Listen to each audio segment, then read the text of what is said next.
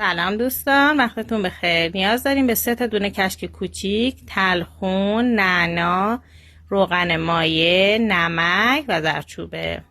ترب سیاه دلخواه، پیاز 2 تا دونه و کمی پسته. اینم پسته و پیاز و ترب. خب دوستان، کشک مغز پسته میخوایم درست کنه، میایم توی قابلمه روغن میریزیم، بعدش هم پیازا رو میریزیم که تفتش بده.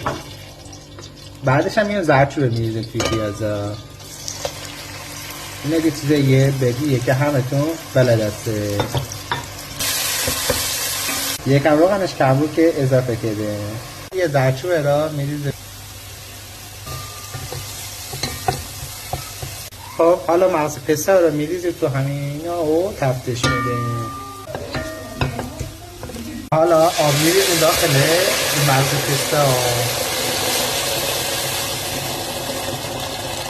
تقریبا یک تا پارچه کاملا آب مخواد.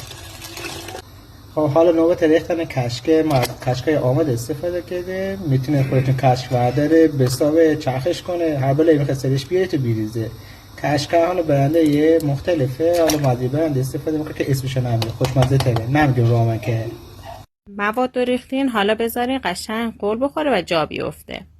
اینجا یکم من روغن ریختم، تلخون رو ریختم، نعنا رو میریزم و میذارم یک کم اینا توی روغن سرخ بشن و به موادمون اضافه میکنیم. اینجوری